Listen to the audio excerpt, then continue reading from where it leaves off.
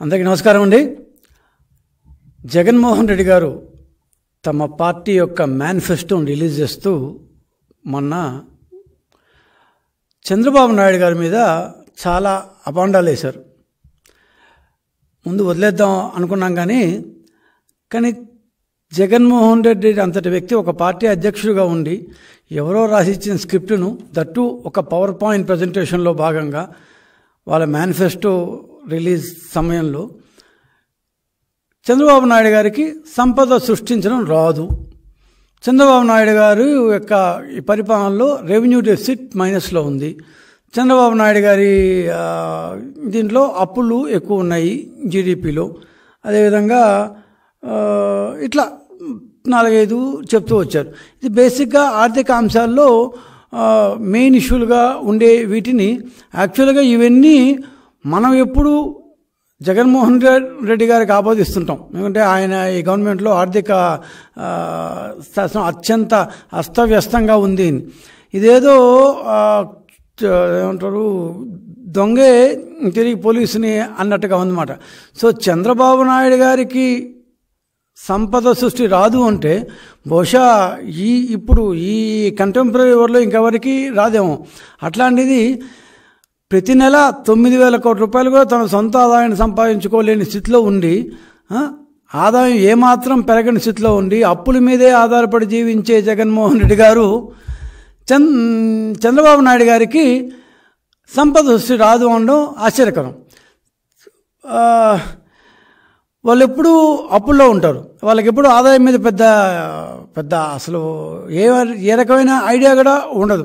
అట్లాంటి వ్యక్తి ఏమంటే సడన్గా ఉల్టా చోర్ కొత్వాల్కో దాంటే అని హిందీలో సాగుతుంది, దొంగే తిరిగి పోలీసుని దొంగకుంటే ఎలా ఉంటుంది అని.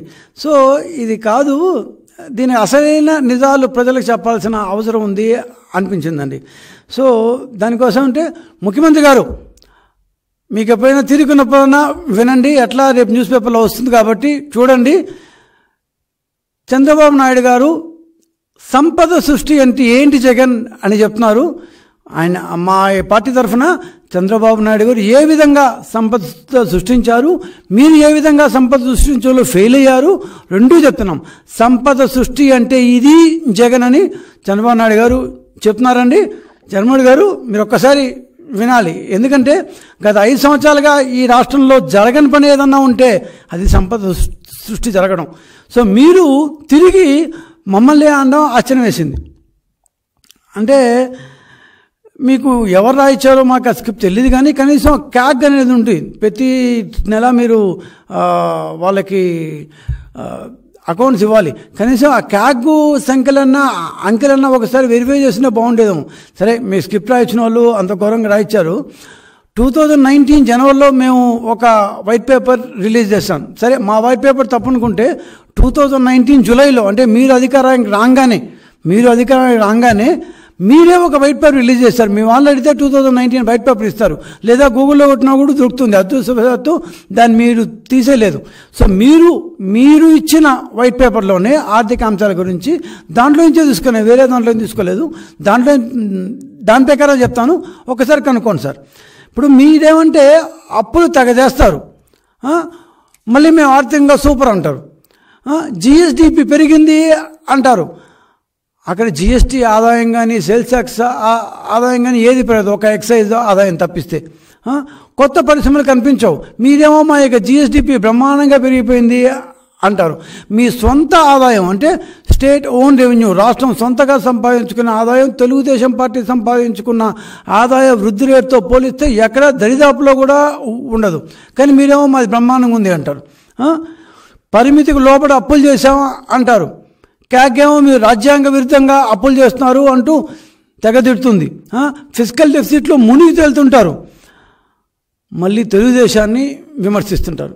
సో మీకోసం కాదు కానీ ప్రజలకన్నా ఇది రాంగ్ మెసేజ్ పోకూడదని ముఖ్యమంత్రి గారు, ఇప్పుడు బహుశా మీకు తెలిసే ఉంటుంది, ఏ రాష్ట్రానికైనా 4 రకాల ఆదాయాలు ఉంటాయండి.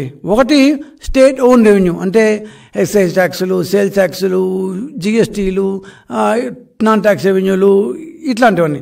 సో కేంద్రం నుంచి వచ్చే పన్ను వాటా అంటే ప్రతి రాష్ట్రానికి కేంద్రం ఆ యొక్క రాష్ట్రాన్ని స్థాయిని బట్టి పన్ను వాటాలు ఇస్తుంది. సో కేంద్రం నుంచి వచ్చే గ్రాంటులు, దెన్ ఇంకేమన్నా ఉంటే నాన్ ట్యాక్స్ రెవెన్యూలు ఎక్సెట్రా. ఇది కాకుండా అప్పులు తీసుకోవడం గురించి మీకు బాగా తెలుసు, నేను దాని గురించి చెప్పనక్కర్లేదు. సో అదే ఈ దాని బాండ్ల ద్వారా మీకు అప్పులు తీసుకోవడం, కార్పొరేషన్ బాండ్లు, ఆర్బీఐ బాండ్లు, మీకు దాని గురించి డీటెయిల్గా తెలుసు, నేనేం చెప్పనక్కర్లేదు. ఓకే. సో రాష్ట్రం యొక్క పనితనాన్ని, సంపద సృష్టిని చూపించేది రాష్ట్ర సొంత ఆదాయం. నేనేం సంపాదించుకున్నాను అన్నది రాష్ట్రం యొక్క పనితనాన్ని సూచిస్తుంది. రాష్ట్రం ఎందుకంటే కేంద్రం ఇచ్చే గ్రాంట్లు, కేంద్రం ఇచ్చే పన్ను వాటాలు, ఆర్బీఐ ద్వారా అప్పు తెచ్చుకోవాలి, అది ఎవరైనా చేస్తారు. కానీ రాష్ట్ర సొంత ఆదాయం అన్నది ఏ ప్రభుత్వ పనితీరుకైనా ఒక మచ్చుతునక. ఓకే. సో ఈ గత 10 ఏళ్లలో అంటే 2014 నుంచి 19 దాకా, 2019 నుంచి 24 దాకా 2 ప్రభుత్వాల సొంత ఆదాయం, రాష్ట్రం మీరు సంపాదించుకున్న, అంటే మీరు ముఖ్యమంత్రిగా సంపాదించుకున్న ఆదాయం అంతా చంద్రబాబు నాయుడు ముఖ్యమంత్రిగా సంపాదించుకున్నప్పుడు ఆయన ఆదాయ వృద్ధి రేట్ అంట. ఈ 2 వృద్ధి రేట్లను గమనిస్తాం. సో 2014లో బైఫర్కేషన్ తర్వాత హైదరాబాద్ ఆదాయం పోయింది, మొత్తం డెఫిసిట్లో ఉన్నాము. డెఫిసిట్ గ్రాంట్ ఇస్తా అన్నారు 16,000 కోట్ల రూపాయలు, రెవెన్యూ డెఫిసిట్ గ్రాంట్ ఇస్తాను, అది ఇది చెప్పి మొత్తం మీద అధికారంగా వచ్చాం. మొదటి సంవత్సరంలో మా ఆదాయం కేవలం 29,857 కోట్లు మాత్రమే, 29,000 crores అంతే. సో అక్కడి నుంచి 2014లో 29,858 కోట్లు ఉన్న మా ఆదాయం 2019 నాటికి 58,091 కోట్లకు పోయింది. 2014లో 29,857 కోట్లు ఉన్న మా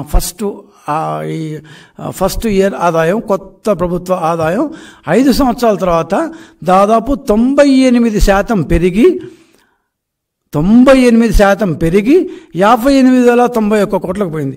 2014-15లో 29,857 crores, 15-16లో 39,906 కోట్లు, 16-17లో 44,181 crores, 17-18లో 49,847, 18-19లో 58,000. అంటే 29,000 కోట్ల నుంచి 58 కోట్లకు పోయిందండి. 98% గ్రోత్. అంటే ఇయర్ చూస్తే అంటే కాంపౌండెడ్ యావరేజ్ ఇయర్లీ గ్రోత్ అంటాం కదా, 18.76%, 18.76% real income growth for the state of Andhra Pradesh and the state own revenue. రాష్ట్ర సొంత ఆదాయంలో 18.76% గ్రోత్ ఉంది. ఓకే. 2019 నుంచి 24 మీరు వచ్చారు, అంటే మేము దాదాపు 100% గ్రోత్లోకి వచ్చాం, అంటే 2 ఇంతలైంది ఆదాయం. సో 29,000 crores నుంచి 58,000 crores పోయింది చేంజ్ తీసేస్తే. మరి మీరు ఆ 58,000 crores నుంచి మారి 100% మీరుగా చేయగలిగి ఉంటే ఈరోజు ఎంతకు పోయిండాలి? 1,16,000 కోట్లు పోయిండాలి. మార్చి 31 పూర్తయిన నాటికి మీది పోయిందా? ఒకసారి చూసుకొని ఈ మాట చెప్పుంటే బాగుండేది సార్. ఈ సంపదను సృష్టించిన చంద్రబాబు నాయుడుకు చేత కాదు అనే మాట ఒక్కసారి మీ వాళ్ళని, అరే వాళ్ళు ఎంత చేశారా, వాళ్ళ గ్రోత్ రేట్ ఏంట్రా, మన గ్రోత్ రేట్ ఏంట్రా బాబు అని ఒకసారి అడుగుంటే బాగుండేదేమో. Sir you have started with 57,051 crores, అంటే మేము 58,000 కోట్లు 2018-19లో మీకు ఇస్తే 19-20 ఫస్ట్ ఇయర్లో మీరు మాకన్నా 1,000 కోట్లు తగ్గారు. కోవిడ్ అని చెప్పకండి, కోవిడ్ వచ్చింది ఫిబ్రవరి 23వ తేదీ లాక్డౌన్ జరిగింది, అంటే 1 నెలే మీకు ఆ ఫస్ట్ ఇయర్లో ఉన్న ల్యాబ్స్. ఓకే. మాకంటే 1,000 కోట్లతో 57,000తో స్టార్ట్ చేశారు sir. So where you have reached by 2024, అంటే ఇందాక నేను చెప్పినట్టు మేము 100% 28,000 కోట్ల నుంచి 29,000 కోట్ల నుంచి 58,000 కోట్లు వస్తే మీరు 57,000 కోట్ల నుంచి 95,000 కోట్లకు వచ్చారు. మార్చి 31, 2024 జరుగుతున్న సంవత్సరానికి 5 సంవత్సరాలు పూర్తయితే మీరు 66% మాత్రమే వృద్ధి చెందారు. అంటే మేము 100% వృద్ధి చెందితే దాదాపు ఇంకా చెప్పాలి 98.78%, కరెక్ట్గా చెప్పాలంటే దాదాపు 100% వృద్ధి చెందితే మీ యొక్క వృద్ధి రేటు మీ సొంత ఆదాయంలో మీరు మీ శక్తిని పెట్టి మీరు సంపాదించిన ఆదాయం, పన్నులు వేశారో ఇంకేం చేశారో అవంతా, దాంట్లో ఎక్సైజ్ ఆదాయం ఎంత ఉంది అదంతా తర్వాత వస్తాను నేను. ప్రస్తుతానికి అన్నీ కలిపితే కూడా మీకు వచ్చిన ఆదాయం యొక్క వృద్ధి కేవలం 66% మాత్రమే వృద్ధి. మేము 100%. ఇది ఎట్లుందంటే అదేదో సినిమాలో ఉంది, 7th క్లాస్ ఫెయిలు, దాన్ని 10th క్లాస్ పాస్ అని ఏదో చెప్తుంటారు. అట్లా మీ యొక్క గ్రోత్ ఏమో 66% పెట్టుకొని మేము 100% గ్రోత్ చూపిస్తే మాకు సంపద సృష్టించడం రాదంటారు. విభజన తర్వాత రాజధాని కూడా లేకుండా మేము 29,000 కోట్లు సంపాదించాం. అఫ్కోర్స్ ఇచ్చిన రాజధాని కూడా శ్మశానం చేశారు మీరు, అది వేరే సంగతి. సో అంటే మా ఆదాయం దాదాపు 2 times పెరిగింది. ఓకే, 100% పెరిగింది. నేను చంద్రబాబు కన్నా బ్రహ్మాండంగా పరిపాలన చేస్తాను అని అప్పుడప్పుడు చెప్తుంటారు కదా, మరి మీ యొక్క వృద్ధి కూడా అంతే అయి ఉండాలి కదా, మీరు 100% గ్రోత్ వచ్చి ఉండాలి కదా. ఎందుకు రాలేదు? ఎందుకు సంపదను సృష్టించడంలో మీరు వెనుకబడ్డారు? సంపద వృద్ధి రేటులో ఎందుకు అంత దారుణంగా మాకంటే వెనుకబడ్డారు? ఒకసారి చెక్ చేసుకోండి. మీరు మీ క్యాగ్ రిపోర్ట్లో ఉంటాయి, లేదంటే మీ ప్రభుత్వం జూలై 2019లో ఇచ్చిన వైట్ పేపర్లోనే ఈ డీటెయిల్స్ ఉన్నాయి. నేను వేరే ఎక్కడి నుంచి తెలియదు. సో ఎవరి సంపదను సృష్టించడంలో ఎవరి వృద్ధి రేటు ఎంత? మీరు ఎంతసేపు అబ్సల్యూట్ వాల్యూస్ కాకుండా ఎప్పుడు వృద్ధి రేట్, మీరు పర్సంటేజే మాట్లాడుతుంటారు కదా, అందుకే నేను కూడా పర్సంటేజ్లోనే చెప్తున్నాను. సో మీరు సాధించిన కేవలం 95,000 కోట్లే కాబట్టి 66% వృద్ధి రేటు. 100% సంపదని వృద్ధి చేసిన చంద్రబాబు నాయుడు పట్టుకొని 66% కూడా లేని మీరు ఆయనకు సంపదను వృద్ధి చెందడం రాదు అని ఎట్లా మారుతారు బాస్? అసలు కనీసం లెక్కలన్నా చూస్తారా? మీరు ఎవరో ఇస్తారు మీకు ఒక స్క్రిప్టు, నేరుగా దాన్ని చెప్పే ముందు అరే మనం తప్పు చెప్తున్నామే, జనాలు నవ్వుకుంటారు అన్న ఫీలింగ్ అయినా ఉండాలి కదా సార్. ఒక్కటి తెలుసుకోండి జగన్మోహన్ గారు, సంపద సృష్టి అనేది it's a trade mark of Chandrababu Naidu. Okay, vision అనేది ఆయన పేటెంట్, మీ దగ్గరకు రాలేరు. You never will have that vision at all. Economic planning అనేది చంద్రబాబు నైజం, ఆయన ప్లానింగ్ పెద్ద దాంట్లో ఉంటుంది. ఎకనమిక్ ప్లానింగ్ అనేది చంద్రబాబు నైజం, ముందు చూపు అనేది ఆయన నైపుణ్యత. సో ఈ దీంట్లో మీకు సంపదను సృష్టించే ట్రేడ్ మార్కు లేదు, ఆయన దాన్ని ముందు చూపు అనే నైజము లేదు, ఎకనమిక్ ప్లానింగు లేదు, ఆ విజను లేదు. ఇవన్నీ ఏమీ లేనప్పుడు మీకు మాత్రం ఒక తెలుసు సార్, నేను మాత్రం ఆ విషయం ఒప్పుకుంటా. ఎందుకంటే మా వాళ్ళకు చెప్పాలి, జగన్మోహన్ రెడ్డి గారికి తెలివి లేదు అన్న అప్సర్డ్. ఎందుకంటే జగన్మోహన్ రెడ్డి గారు కంపెనీలు పెట్టి కంపెనీలు నడపడంలో బ్రహ్మాండంగా చేస్తారు. 10 రూపాయలు షేర్ పెట్టి సంవత్సరంలో దాన్ని 1,300 రూపాయలకి సాక్షి కానీ, సాక్షి టెలివిజన్ కానీ, ఏమంటారు డెలాయిట్ లాంటి సంస్థల చేత వాల్యుయేషన్ చేయించి దాన్ని 10 రూపాయల షేర్ని 1,300 రూపాయలకి అమ్మి దాంతో బ్రహ్మాండమైన ఒక ఎంపైర్ సృష్టించడం మామూలు వాళ్ళకి కాదు. సో ఖచ్చితంగా మీకు తెలివి ఉంది, కానీ అన్ఫార్చునేట్లీ ఆ తెలివిని మీరు రాష్ట్రానికి వాడటం లేదు సార్. రాష్ట్రానికి వాడటమే లేదు, మీ సొంత దీనికి వాడుకుంటున్నారు. మీకున్న ఈ కంపెనీలు పెట్టి ఈ 10 రూపాయల షేర్ని మీకు లాస్ వచ్చే అసలు ఇదే లేదు. ఎందుకంటే మన షేరే మన ఒక డబ్బే 10 రూపాయలు. సో మనం దాన్ని బ్రహ్మాండంగా షేర్ వాల్యూని పైకి పండిస్తాం కాబట్టి మీకు లాస్ వచ్చే క్వశ్చనే లేదు. ఇంత తెలివిని మీరు రాష్ట్రానికి పెట్టి ఉంటే బ్రహ్మాండంగా ఉపయోగపడేదేమో. మీకు ఏమంటారు, మీకు కూడా 100% పైన గ్రోత్ వచ్చి ఉండేదేమో. కానీ ఇక్కడ ప్రాబ్లం ఏంటంటే జగన్ గారు, మీరు ఐ మీ అండ్ మై అంటే నేను, నా కొరకు, నా కోసం ఇదే ఆలోచిస్తారు. ఎంతసేపటికి నాకేం కావాలి, ఐ మీ అండ్ మై, నేను, నా కొరకు, నా కోసం అనే ఆలోచిస్తారు. కానీ చంద్రబాబు ప్రజల కోసం, ప్రజల కొరకు, ప్రజల చేత అన్న అబ్రహం లింకన్ సూత్రాన్ని పఠిస్తారేమో, కానీ ఎంతసేపటికి ఆయన ప్రజల కోసం ఆలోచిస్తారు. ప్రజల యొక్క ఏమంటారు ఆదాయాన్ని ఎలా పెంపొందించాలి, రాష్ట్ర ఆదాయాన్ని ఎలా పెంపొందించాలి అని ఆలోచిస్తారు. మీరు మాత్రం మీ సొంత కంపెనీల ఆదాయం ఎలా పెంపొందించాలి అని ఆలోచిస్తారు. ఒక్క మాటలో చంద్రబాబు నాయుడు గారికి ఒక కంపెనీ ఉంది, హెరిటేజ్ అనే కంపెనీ. ఈ స్థాయికి అది రావాలంటే 32 ఏళ్ళు పట్టింది ఇప్పుడు ఆయన ఉన్న ధన స్థాయికి. కానీ మీరు with in a small time you have really zoomed up like anything.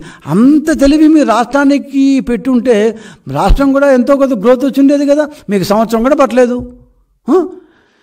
మీలాగా ఒక రకంగా జగన్మోహన్ రెడ్డి గారి లాగా లేకపోతే మీ వైకాపాలో ఉన్న చాలామంది నాయకుల్లాగా చంద్రబాబు నాయుడు కూడా చూస్తుంటే నేడు ఇవాళ ఆయన 50-60 వేల కోట్ల రూపాయల ఆర్థిక సామ్రాజ్యానికి అధినేత అయిండేవాడము.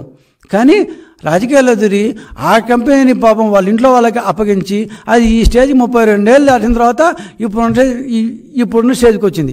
ఆయన తన సొంతానికి సంపదను సృష్టించుకోలేదు, రాష్ట్రానికి సంపదను సృష్టించారు. రాష్ట్రానికి సంపదను సృష్టించారు, ప్రజలకు సంపదను సృష్టించారు, ప్రజల పిల్లలకు సంపదను సృష్టించారు, విద్యలు చెప్పించారు, బుద్ధులు చెప్పించారు. ఒక్కొక్కరు ఈరోజు కోట్ల కొలది సంపాదిస్తున్నారు. ఆ రోజు 96లో స్టార్ట్ చేసిన ఇంజనీరింగ్ కాలేజ్ స్థాపన, ఒకేసారి 200 ఇంజనీరింగ్ కాలేజ్ స్థాపన దగ్గర నుంచి ఐటీ దగ్గర నుంచి 100 చెప్పుకుంటూ పోతే రాష్ట్రానికి సంపద చేకూర్చిపెట్టారు. అట్లాంటి ఆయన మీరు సంపద సృష్టించడం రాదు అని చాలా దాన్ని ఏమైనా తమాషాగా అంటారు మీరు. సో వ్యక్తిగత సంపద ముఖ్యమని చంద్రబాబు ఉండుంటే ఈ పార్టీకి నేను ఖచ్చితంగా చెప్తాను, ఈ విషయం డౌట్ లేదు, అంబానీని సైతం దాటిపోయిండేవాడు. వ్యక్తిగత సంపద ముఖ్యమని మీరేమంటే మీ భారతీయ సిమెంట్స్ కావచ్చు, ఇంకోటి కావచ్చు, రకరకాల కంపెనీలు మీకు చాలా ఉన్నాయి. మీరు వ్యక్తిగత సంపద ముఖ్యం అనుకున్నారు, చంద్రబాబు రాష్ట్ర సంపద ముఖ్యం అనుకున్నారు. మీ ఇద్దరిలో ఉండే తేడా ఇదే సార్. సో రాష్ట్ర సంపద ముఖ్యం అనుకున్నాడు కాబట్టే ఆయన HCL, Ashok Leyland, Kia, Isuzu ఇట్లాంటి కంపెనీలు తెచ్చారు. పట్టిసీమ లాంటి ప్రాజెక్టులు కట్టారు. దాన్ని ముచ్చుమరి లాంటి కొత్త వినూతమైన ప్రాజెక్టులు కట్టారు. మీరేమో మీ కంపెనీల కోసం మీ దీనికోసం చంపడ్డారు. కాబట్టి మీకు కేవలం 5 సంవత్సరాల్లో మాతో పోలిస్తే మీ 5 సంవత్సరాల గ్రోత్ 66% అయితే చంద్రబాబు 5 సంవత్సరాలు 2014-19 మధ్యలో 100%, 98.8% ఎవరు గొప్ప సార్? జగన్మోహన్ రెడ్డి గారు ఎవరు గొప్ప? 100% గ్రోత్ సంపాదించిన వ్యక్తి సంపద సృష్టించినట్ల, కేవలం 66%తో ఆగిపోయిన వ్యక్తి సంపద సృష్టించినట్ల? ఎవరు సంపద సృష్టించినట్లు? రాయలసీమకి కాలువ నీళ్ళు ఇచ్చాం. ఇంకా నేను వరుసగా చెప్పుకుంటూ పోతే మహత్తరమైన అమరావతి లాంటి ప్రాజెక్టు కట్టాం. ఇవన్నీ కరెక్ట్గా నడుచుంటే ఈరోజు సంపద కాదు కదా, మనం ఇబ్బడి ముబ్బడిగా సంపద మన ఆంధ్రప్రదేశ్కి వస్తున్నది. మీరు మధ్యలో వచ్చేసి దాన్ని కట్ చేసి దీన్ని కట్ చేసి దీన్ని శ్మశానం చేసి దాన్ని మూసేసి దీన్ని కూల్చేసి సంపదని తొక్కిపెట్టారు, సంపదను కట్ చేశారు. 66% సంపద మాత్రమే వచ్చింది మీకు. ఒకసారి మీరు లెక్కలు చూసుకోవాలి. ఇది చంద్రబాబు నాయుడికి మీకు జగన్మోహన్ రెడ్డి గారి సంపద సృష్టిలో ఉన్న తేడా.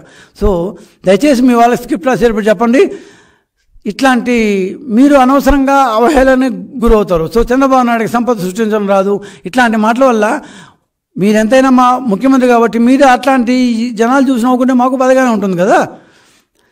సరే, ఇంకోటి చెప్తూ మీరు సంపద తర్వాత ఇంకో బాక్స్ తీసుకున్నారు. ఏమంటే పన్నులు మేమేదో ఎక్కువ వేసాం, మీరు చాలా తక్కువ వేశారు అని. మీరు పన్నులు వేయడానికి ఏమేం కాంపోనెంట్స్ దాంట్లోకి తీసుకున్నారో ఆ క్యాలిక్యులేషన్ నాకు తెలియదు. కానీ మీరు మాకంటే దాదాపు 55,000 కోట్లు 55,000 కోట్ల రూపాయలు లిక్కర్ ఆదాయం ఎక్కువ సంపాదించారు. మేము కేవలం 72-73,000 కోట్ల రూపాయలు 5 సంవత్సరాలు మాకు లిక్కర్ ఆదాయం వస్తే మీకు 1,26,000 కోట్ల రూపాయలు వచ్చింది. 1,26,000 crores 5 సంవత్సరాలు అంటే ఎవ్రీ మంత్ 25,000 కోట్లు మీకు కేవలం ఏపీబీసీఎల్ ద్వారా, సేల్స్ ట్యాక్స్ ద్వారా లిక్కర్ ఆదాయమే 25,000 నుంచి 27,000 కోట్ల రూపాయలు. యావరేజ్ మీద వేసుకున్నా కూడా 25,000 కోట్ల రూపాయలు, 1,26,000 కోట్ల రూపాయలు మీకు 5 సంవత్సరాలు వచ్చింది. మాకు కేవలం 73,000 కోట్ల రూపాయలు యావరేజ్ మీద వచ్చింది. లిక్కర్ అనేది పనుల కింద రాదా సార్? రాదా? అంటే లిక్కర్ మీద మీరు ఎంతనా పనులు వేసుకోవచ్చు, ఎంతనా రేట్లు పెంచేయచ్చు, అది పన్నుల కిందకి రాదు.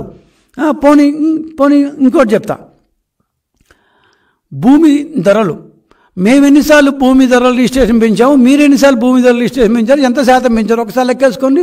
ప్రతి 1.5 సంవత్సరం 2 సంవత్సరాలకు మీరు భూమి ధరలు పెంచుతూ వచ్చారు. అది పన్నుల కిందకి రాదా? డీజిల్, పెట్రోల్ వీటి ధరలు ఎప్పుడన్నా మీరు ఒకసారి చూసుకున్నారా? భారతదేశంలో అత్యధికంగా డీజిల్, పెట్రోల్ ధరలు ఉండేది ఆంధ్రప్రదేశ్లో మాత్రమే. మరి ఇది పన్నుల కిందకి రాదా? మరి ఇంకేవస్తాయి సార్ పనుల కిందకి? ఇవంతా పనుల కిందకి రాకుండా ఎంత మీ యొక్క ఆర్థిక శాఖ మంత్రి డబ్బులు సంపాదించలేక, ఇందాక నేను చెప్పినట్టు కేవలం 66% సొంత ఆదాయం కూడా రాని నేపథ్యంలో ఆయన చచ్చు కేవలం డబ్బు సంపాదించడానికి బాధ్యతాయుతమైన మద్యపానం అంట. మద్యపానమే ఒక ఏదో పని, దాంట్లో బాధ్యతాయుతమైన మద్యపానం అంట. ఆయన ఎంబీఏ చదువుకున్నారు కదా, ఆయనకి దాన్ని చాలా వచ్చనమాట. ప్రతి నెల 25,000 crores. ఈ మార్చికి మీ యొక్క ఆదాయం 95,000 కోట్లు రాష్ట్ర సొంత రెవెన్యూ. దాంట్లో 25,000 కోట్లు తీస్తే 70,000 కోట్లు ఉంటుంది. అంటే నెలకి 6,000 కోట్లు కూడా సంపాదించలేని మీరు సంపద సృష్టి గురించి మాట్లాడతారు. మ్యాక్సిమం ఇప్పటిదాకా మీకు మ్యాక్సిమం సొంత ఆదాయం ఈ సంవత్సరమే వచ్చింది 95,000 crores. దాంట్లో లిక్కర్ 25%, అంటే 95,000 కోట్లు 25,000 కోట్లు కేవలం లిక్కర్ మీదే వస్తుంది. అంటే మిగతా ఎంత మీరు సంపాదించిన 70,000 కోట్లే. ఇంకా జిఎస్డిపి గురించి ఏమేమో చెప్పారు సార్. ఇందాక నేను చెప్పినట్టు 2019 జూలైలో మీ గవర్నమెంట్ వచ్చిన తర్వాత మీరు పబ్లిష్ చేసిన వైట్ పేపర్ ఒకటి ఉంది. దాని ప్రకారం నేను దాన్ని తీసుకున్నా అండి. ఆ వైట్ పేపర్ చూస్తే మీకు కూడా తెలుస్తుంది. మీ స్క్రిప్ట్ ఎవరు రాయించారో వాళ్ళకు చెప్పండి, గ్యారంటీ చూసుకోగలరు వాళ్ళు. 2014 to 19 average growth 10.36%. Average growth for 5 years is 10.36%. అప్పటిదాకా ఆ రోజు దాకా ఆంధ్రప్రదేశ్ చరిత్రలో అదే హయ్యెస్ట్ గ్రోత్. 1999, 2004 మేమున్న టైంలో చాలా గౌరవమైన టైం అది, ఆర్థికంగా చాలా గౌరవమైన టైం అది. 5.92% ఉండింది. రాజశేఖర్ గారు వచ్చారు, ఎకనమిక్ బూమ్ అది. ప్రపంచవ్యాప్తంగా దాన్ని ఏమంటారు, it's an economic boom period. 9.56. 2009 to 14 Congress government ఉమ్మడి రాష్ట్రంలో 6.21%. 2014 to 19 క్యాపిటల్ లేదు, కొత్త రాష్ట్రం హైదరాబాద్, ఆదాయం మొత్తం పోయింది. Nothing but there. రెవెన్యూ డెఫిసిట్లో ఉన్నాము, దానికి విభజన చట్టంలోనే ఇంత ఇస్తామని చెప్పారు. అంత దీంట్లో వీ హ్యావ్ మేడ్ 10.36%. ఇది గొప్పది కాక ఇంకేం గొప్పదండి? సరే, మీరు ఇంకోటి చెప్పారు, క్యాపిటల్ వ్యయం చాలా తక్కువ ఉంది, మేము చాలా బాగా పెట్టేశాం క్యాపిటల్ అని. ఒక్క మాట జగన్ గారు, గాజు ఇళ్లలో ఉండేవాళ్ళు ఎదుటోడిపోయిన రాయకూడదు. ఎందుకని మేము కానీ తీసి కొట్టామనుకోండి మళ్ళీ మా మీద కేసులు పెడతారు, ఇప్పుడు మేము రాళ్ళేసామని. అట్లా గాజు ఇళ్లలో ఉండేవాళ్ళు రాళ్ళేస్తే ఆ రాళ్ళు వాళ్ళ దగ్గర అనుకో మొత్తం గాజులు కూలిపోద్ది. మీరు క్యాపిటల్ ఎక్స్పెండిచర్ అత్యంత తక్కువ ఖర్చు పెట్టిన ఈ మధ్యకాలంలో ఏదైనా రాష్ట్ర ప్రభుత్వం ఉందంటే అదే ఈ జగన్మోహన్ రెడ్డి గారి 5 సంవత్సరాల ప్రభుత్వం. డిసెంబర్లో ఆర్బీఐ రిలీజ్ చేసిన ఇంతలా స్టేట్ ఫైనాన్సెస్ అనే ఒక పుస్తకంలో బ్రహ్మాండంగా ఇచ్చున్నారు. వాళ్ళు ఇచ్చిన దీన్నే నేను తీసుకున్న ఆర్బీఐది. సో పబ్లిక్ బారోయింగ్స్ అంటే మీరు అప్పులు చేశారు కదా, మీకు చాలా బాగా వచ్చు అప్పులు చేయను. ఆ విషయంలో మాత్రం చంద్రబాబు నాయుడు వేస్ట్. మీరు సంపద దృష్టిలో ఆయన గ్రేటే, కానీ అప్పులు చేయడం మాత్రం మీరే గ్రేట్ సార్. సో పబ్లిక్ బారోయింగ్స్ని కేవలం మోస్ట్లీ లార్జ్లీ ఎక్కువ భాగం, భాగం, మెజారిటీ భాగం క్యాపిటల్ ఎక్స్పెండిచర్కి మాత్రమే వాడాలి అన్నది it's an return rule or unwritten rule. Okay, కానీ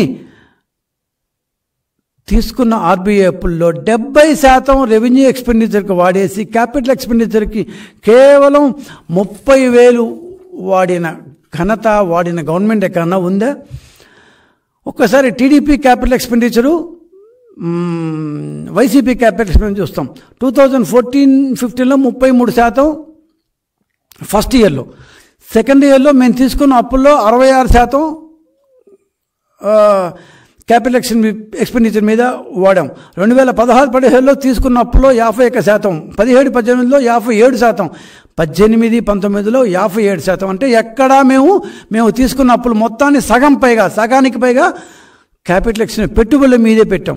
అదే మీ గవర్నమెంట్ ఏం చేసింది సార్? క్విక్గా చెప్తాను సార్, మీకు బాధ కలుగుతుంది కాబట్టి ఎక్కువ టైం తీసుకొని నేను దీని మీద.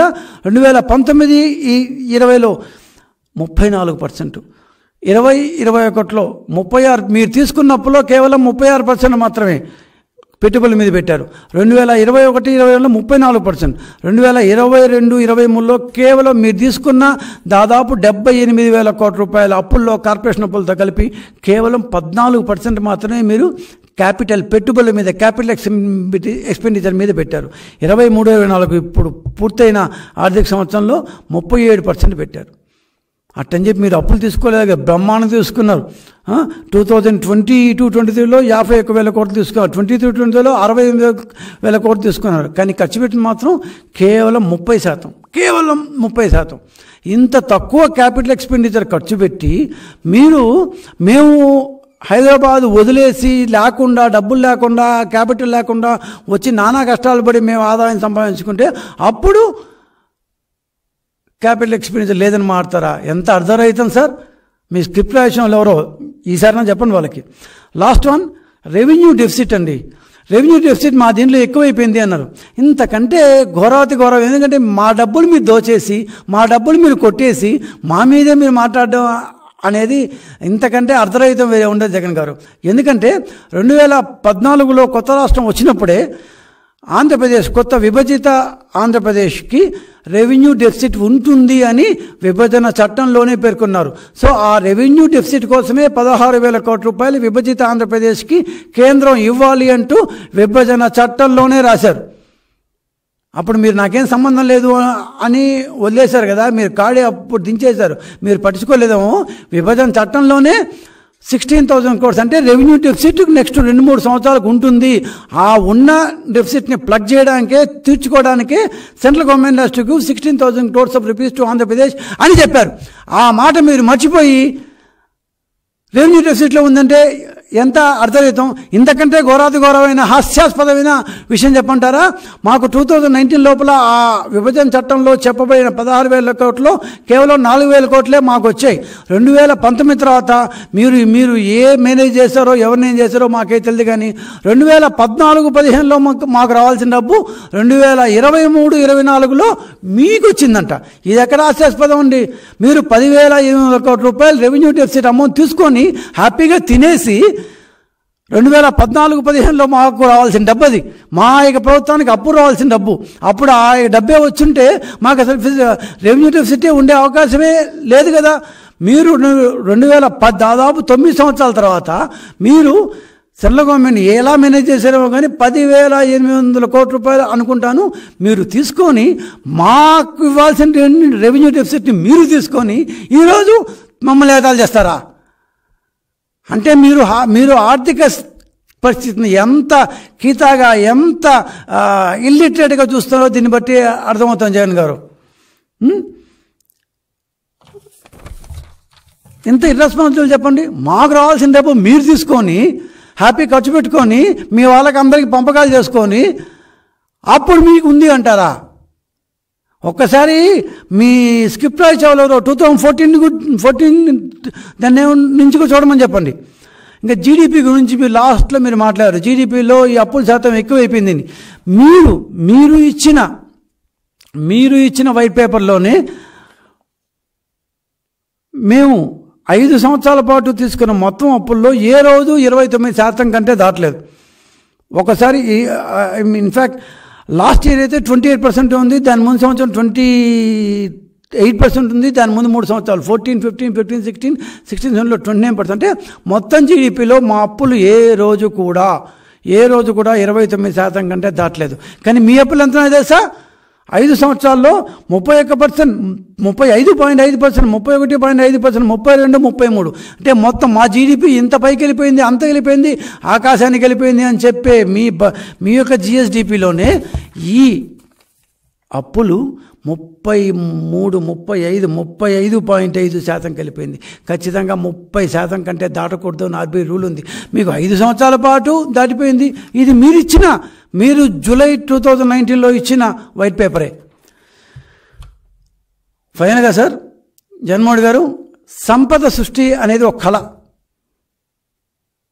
దానికి కూడా ఇన్బౌండ్ ట్రేడ్స్ అంటారు అనమాట. అంటే మనం పుట్టినప్పుడే కొంత ట్రేడ్స్తో పుడతాం, సో అది జీవితాంతం వస్తుంది. అట్లా సంపద సృష్టి అనేది ఒక కళ. దానికి కష్టపడాలి, రాత్రింబగళ్ళు కష్టపడాలి, 100 చోట్లకి తిరగాలి, 100 వేల మందితో మాట్లాడాలి, డావోస్ పోవాలి, ఇంకో దగ్గర పోవాలి, రకరకాల చోట్ల పోవాలి, వాళ్ళందరూ తీసుకురావాలి, వాళ్ళతో మాట్లాడాలి, పరిశ్రమలు పెట్టించాలి, వాళ్ళ చేత ఏమంటారు మన వాళ్ళకి దాన్ని ఏమన్నా రాయితీ ఇవ్వాలి, ఈజ్ ఆఫ్ డూయింగ్ బిజినెస్ రకరకాల వెళ్ళండి, మీరు చూసింటే సంతోషమే. సో స్వార్థాన్ని తగ్గించుకోవాలి. మన సొంత కంపెనీల కోసం పాటుపడకుండా రాష్ట్ర కంపెనీల కోసం బాధపడాలి. రాష్ట్రంలోకి ఏ కంపెనీ రావాలి, అంతేగాని మనకు పోటీగా ఉన్న సిమెంట్ కంపెనీలని పక్కన పెట్టేసి ఆర్డర్లన్నీ మన సిమెంట్ కంపెనీకి ఇచ్చుకోవడం కాదు. రాష్ట్రం పట్ల విజన్ ఉండాలి. రాష్ట్రం ఏ విధంగా ముందుకు పోవాలి, నెక్స్ట్ 50 yearsలో ఏ ఉండాలి, నెక్స్ట్ 20 yearsలో ఏ ఉండాలి, నెక్స్ట్ 5 yearsలో ఉండాలి అనే విజన్ కావాలి. సో పెద్ద స్థాయిలో ఆలోచించగలగాలి. సో మనం ఎంతవరకు ఈ పర్టికులర్ స్టేట్కి మనం కాంట్రిబ్యూట్ చేయగలం, నేను ఈ ముఖ్యమంత్రి పదవిని అధిష్ఠించాను కాబట్టి what sort of contribution can I make అని నిరంతరం శోధిస్తుండాలి, మదిస్తూ ఉండాలి. ముందు చూపు కావాలి, ఎలా రావాలి, ఇప్పుడు మనకున్న శక్తి సామర్థ్యాలను ఎలా మనం వాడుకోవాలి అని ఎకనమిక్ ప్లానింగ్ కావాలి. దార్శనికత, అన్నిటికంటే మించి దార్శనికత కావాలి. ఈ దార్శనికత అనేది ఏంటి అంటే, పేదవాడు పెత్తందారు మీరు చాలాసార్లు చెప్తుంటారు, కానీ మీరు యాంటీగా చెప్తారు. ఇదే మీతో ప్రాబ్లం ఏంటంటే, ఇప్పుడు మీ దీంట్లో బాగుపడిన వాళ్ళు ఎవరు అంటే పెత్తందాలే బాగుపడ్డారు. ఈ క్యాపిటల్ ఎక్స్పెండిచర్ మీరు ఏదో చెప్పారు కదా, దాంట్లో మీరు ఇచ్చిన వాళ్ళందరూ మీ సొంత మంత్రివర్గంలో ఉండేవాళ్ళు, మీ స్నేహితులు, మీ కాంట్రాక్ట్లో కాదని చెప్పరా? ఇది వాస్తవం. మీరు క్యాపిటల్ ఎక్స్పెండిచర్ కింద ఇచ్చిన డబ్బులన్నీ మీ ఖమ్మంలో ఉన్న మీ పాత కాంగ్రెస్ మిత్రులు కావచ్చు, పేర్లు చెప్తే బాగుండదు, మీ గవర్నమెంట్లో మంత్రి పదవులు నిర్వహిస్తున్న వాళ్ళు కావచ్చు, కాంట్రాక్ట్లు కావచ్చు, వీళ్ళకే మీరు క్యాపిటల్ ఎక్స్పెండిచర్ కింద కాంట్రాక్ట్ల కింద డబ్బులు దోచిపెట్టారు. ఇది వాస్తవం. దీన్ని మీరు కాదనడానికి వీల్లేదు. ఎందుకంటే దీనికి అన్నిటికీ బిల్స్ ఉన్నాయి, ఎవరెవరికి ఇచ్చారో ఉన్నాయి. క్యాపిటల్ ఎక్స్పెండిచర్ కింద ఎంతెంత కోట్లు మీరు దోచిపెట్టారో ఉన్నాయి. కానీ చంద్రబాబు ఆ పని చేయలేదే. కొన్ని వేల మందికి ఇచ్చారన్నమాట, అంతమంది కాంట్రాక్ట్లు ఇచ్చారు. దార్శనికత కావాలి సార్. ఈ లక్షణాలన్నీ ఇప్పుడు నేను చెప్పినట్టు సంపద సృష్టి, ఒక కళ, కష్టపడాలి, స్వార్థం తగ్గించుకోవాలి, ప్రజల కోసం పాటుపడాలి, రాష్ట్రం పట్ల విజన్ ఉండాలి, ఎకనమిక్ ప్లాన్ ఉండాలి, ముందు చూపు ఉండాలి, అన్నిటికి మించి ప్యాషన్ కావాలి.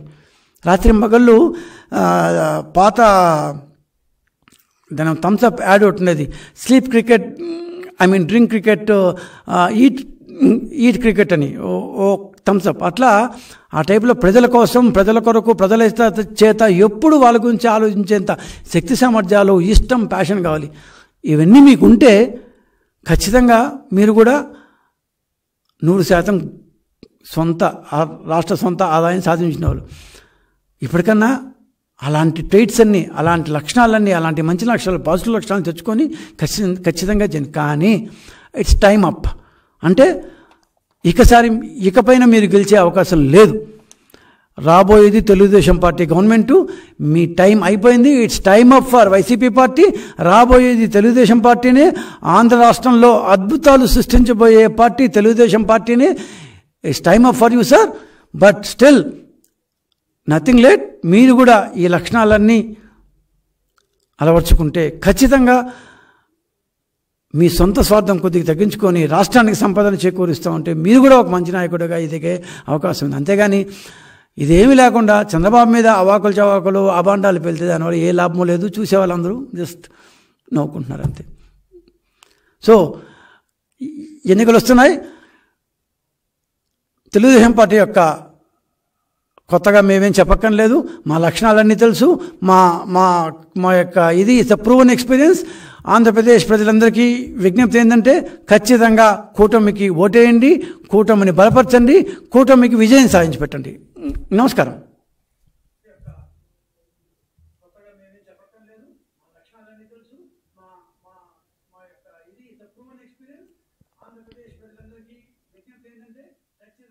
కూటమికి ఓటేయండి, కూటమిని బలపరచండి, కూటమికి విజయం సాధించండి.